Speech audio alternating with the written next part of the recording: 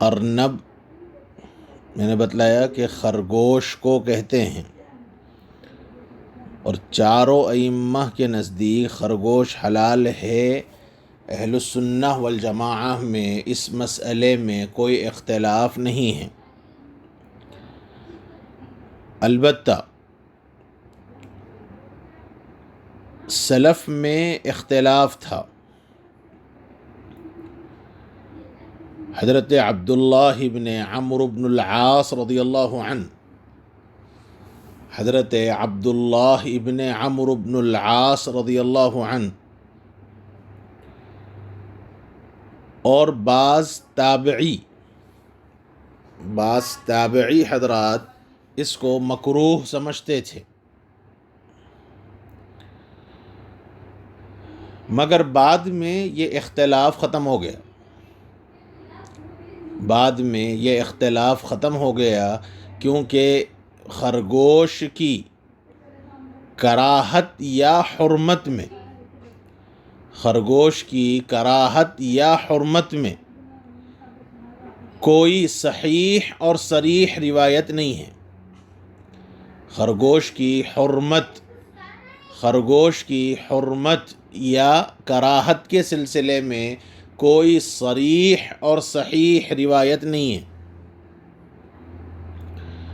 اور حلت کے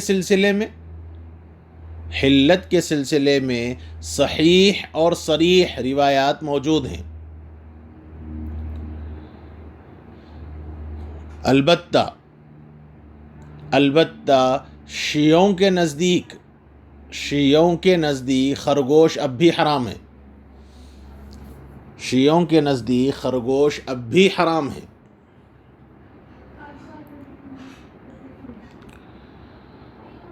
دیکھو، کراہیت کی جو بات میں نے کہی ہے، صحابہ کرام رضوان اللہ علیہم اجمعین میں، یعنی سلف میں یہ کراہیت کا اختلاف تھا،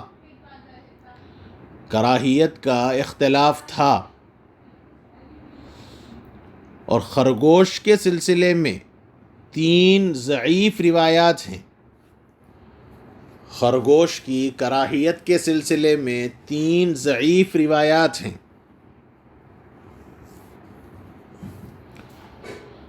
دیکھو، پہلی روایت حضور اکرم صلی اللہ علیہ وسلم کے پاس ایک آدمی جو دیہات کا تھا، ایک آدمی بھنا ہوا خرگوش لایا۔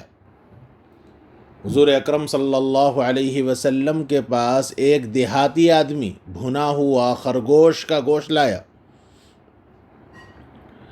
آپ صلی اللہ علیہ وسلم نے ہاتھ روک لیا، حضور نے نہیں کھایا، اور صحابہ کرام رضوان اللہ علیہم اجمعین کو فرمایا کہ تم لوگ کھاؤ۔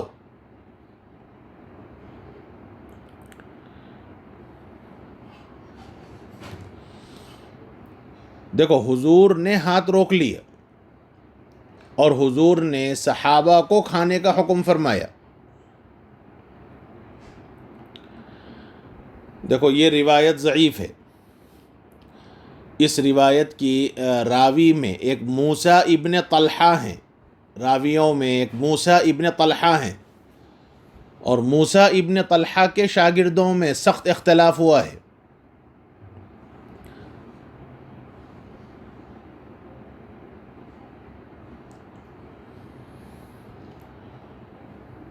اور یہ روایت بھی کما حقہ واضح نہیں ہے، اس لیے کہ حضور اکرم صلی اللہ علیہ وسلم نے صحابہ کو کھانے کا حکم دیا۔ حضور نے نہیں کھایا، لیکن صراحتاً حضور نے صحابہ کو کھانے کا حکم دیا۔ اس لیے یہ حدیث ممانعت پر دلالت نہیں کرتی۔ ہاں، یہ کہا جا سکتا ہے کہ حضور اکرم صلی اللہ علیہ وسلم کی طبعی ناپسندیدگی تھی۔ کل جو میں نے تفصیل بتلائی ہے، ایک ہوتا ہے گھن کرنا اور ایک ہے طبعی ناپسندیدگی۔ تو یہ ہو سکتا ہے کہ حضور اکرم صلی اللہ علیہ وسلم کو طبعاً ناپسند تھا، اور میں نے بتلایا ہے کہ جو چیز کراہت ہے، طبعاً ناپسندیدگی ہے، اس پر حلت و حرمت کو معیار نہیں بنایا جا سکتا، اس لیے یہ روایت سے استدلال صحیح نہیں ہے، اور یہ روایت نسائی کے اندر موجود ہے۔ یہ جو روایت کا بھی میں نے حوالہ دیا، یہ روایت نسائی کے اندر موجود ہے۔ دوسری روایت ہے ابن ماجہ کی۔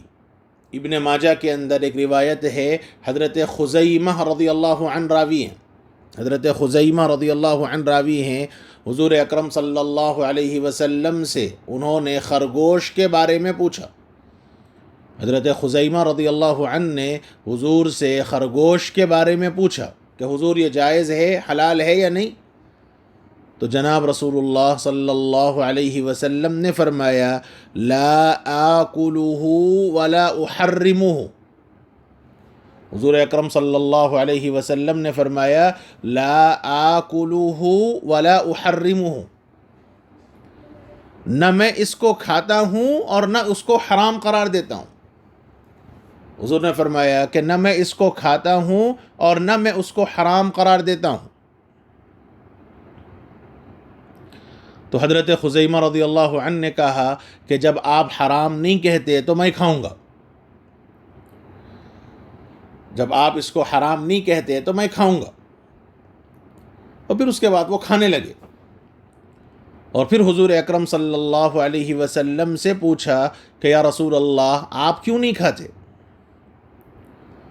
تو حضور اکرم صلی اللہ علیہ وسلم نے فرمایا کہ نبئت، حضور نے فرمایا کہ نبئت انہا تدمع، یہ ابن ماجہ کی روایت ہے، نبئت انہا تدمع، کہ مجھے یہ بتلایا گیا ہے، مجھے یہ بتلایا گیا ہے کہ اسے حیض آتا ہے، مجھے یہ بتلایا گیا ہے کہ اسے حیض آتا ہے۔ دیکھو یہ جو تدمہ ہے، یہ دمیہ یدما دمن، دمیہ یدما دمن، اس کے معنی ہیں خون نکلنا اور نہ بہنا۔ دمیہ یدما دمن، اس کے معنی ہیں خون نکلنا اور نہ بہنا۔ دیکھو یہ ابن ماجہ کی روایت ہے، اور اس حدیث کی سند میں عبد الکریم ابن ابی المخارق، میم خا الف را قاف، اس حدیث کی سند میں عبد الکریم ابن ابی المخارق ہے، جو انتہائی درجے کے ضعیف راوی ہیں، جو انتہائی درجے کے ضعیف راوی ہیں،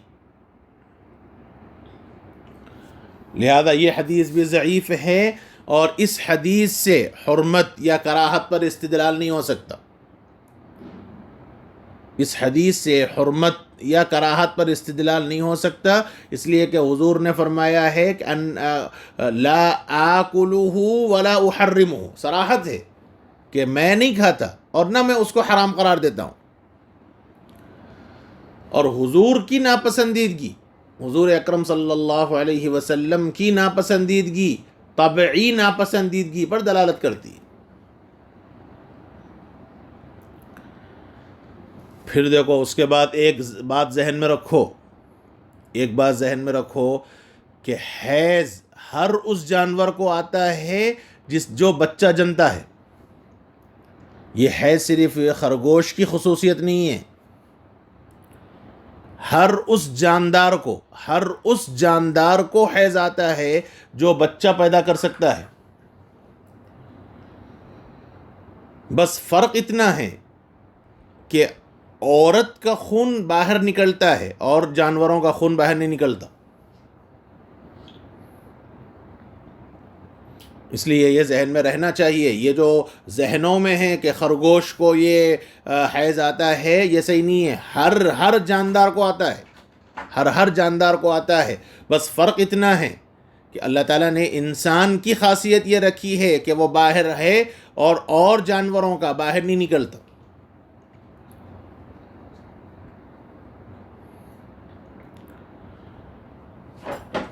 اس لیے بعض حضرات نے ایک بات فرمائی ہے، بعض حضرات نے ایک بات یہ فرمائی ہے کہ یہ جو تدمہ ہے، یہ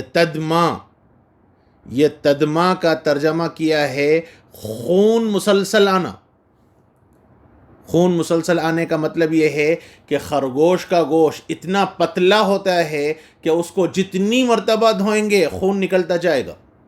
دیکھو یہ جو گوشت ہوتا ہے، ہم لوگ جو گوشت کھاتے ہیں، اس گوشت کو آپ 1 مرتبہ 2 مرتبہ 3 مرتبہ پانی سے دھو گے تو خون آنا بند ہو جائے گا، گوشت صاف ہو جائے گا۔ لیکن یہ خرگوش کا گوشت اتنا پتلا ہوتا ہے کہ اس کو جتنی مرتبہ دھویں گے اس میں سے خون نکلتا رہے گا۔ اس لیے جناب رسول اللہ صلی اللہ علیہ وسلم کو طبعاً ناپسند تھا۔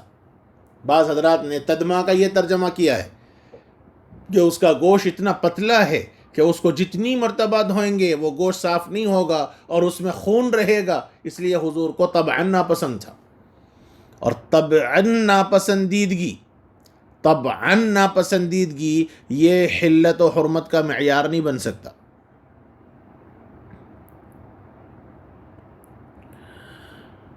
پھر تیسری روایت،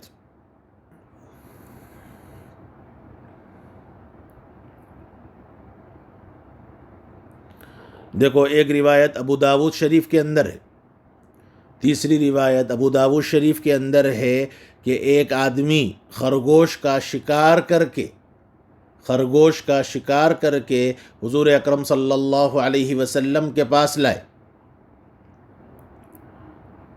تو اللہ کے نبی صلی اللہ علیہ وسلم نے اس میں سے نہیں کھایا، حضور نے اس میں سے نہیں کھایا، اور نہ حضور نے حرام قرار دیا۔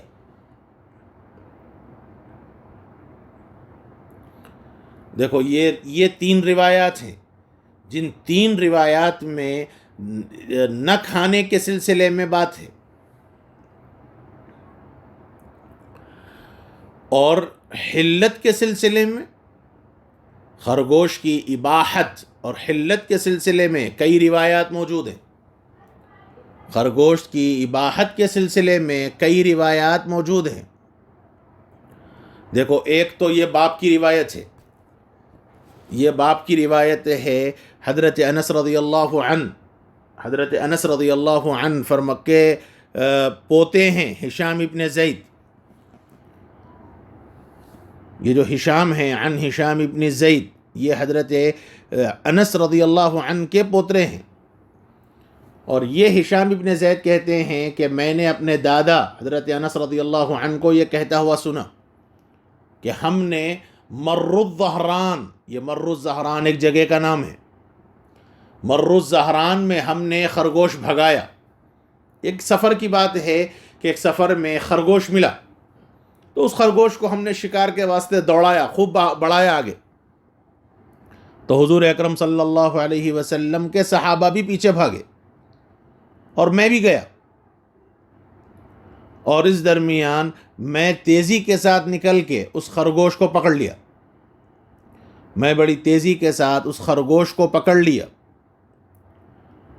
اور میں نے اس کو اپنے سوتیلے باپ حضرت ابو طلحہ کے پاس لایا۔ دیکھو حضرت انس کی جو والدہ ہیں ام سلیم رضی اللہ عنہا، انہوں نے حضرت ابو طلحہ سے نکاح کیا تھا، تو یہ حضرت انس کے والد ہیں مالک، حضرت انس ابن مالک، تو یہ جو ابو طلحہ ہیں یہ حضرت انس کے سوتیلے باپ ہیں۔ تو فرماتے ہیں کہ میں اس کو پکڑ کے اپنے والد کے پاس لے آیا، تو انہوں نے اس کو ایک سفید پتھر سے ذبح کیا، مروا سفید پتھر، نوکدار سفید پتھر سے اس کو ذبح کیا، اور پھر اس خرگوش کی ایک ران مجھے دے کر حضور کے پاس بھیجا۔ تو یہاں راوی کو شک ہے کہ فخذ کا لفظ استعمال کیا یا ورق کا لفظ استعمال کیا، بہرحال ایک ران دے کر حضور کے پاس بھیجا، تو حضور اکرم صلی اللہ علیہ وسلم نے اس کو کھایا، فَأَكَلَهُ، تو حضور نے اس کو کھایا۔ ہشام ابن زید کہتے ہیں تو میں نے حضرت انس سے تاکیداً پوچھا أَوَأَكَلَهُ، کیا واقعتاً حضور اکرم صلی اللہ علیہ وسلم نے کھایا؟ تو انہوں نے کہا کہ نہیں، حضور نے اس کو قبول کیا۔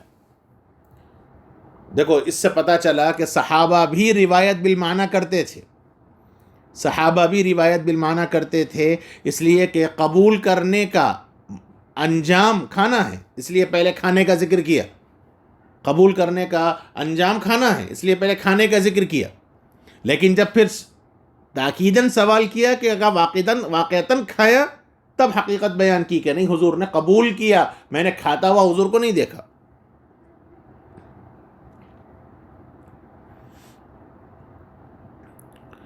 پھر دیکھو اس کے علاوہ اور بھی بے شمار روایات ہیں، ابواب الصید کے اندر آئے گا، ابواب الصید کے اندر بھی یہ روایت آئے گی کہ خرگوش کا شکار کیا جاتا تھا اور اس زمانے میں لوگ کھایا کرتے تھے۔ ایک صحابی حاضر خدمت ہوئے اس طرح کہ 2 خرگوش ان کے کجاوے سے لٹک رہے تھے، 2 خرگوش ان کے کجاوے سے لٹک رہے تھے۔ یہ روایت آئے گی ترمذی شریف کے اندر ابواب الصید میں۔ انہوں نے آ کر حضور سے پوچھا کہ کیا میں اس کو کھاؤں؟ تو اللہ کے نبی صلی اللہ علیہ وسلم نے فرمایا کہ ہاں کھاؤ۔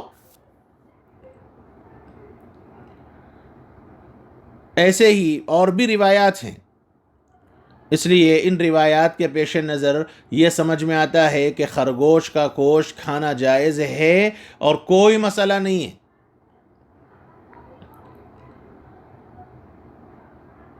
اور دیکھو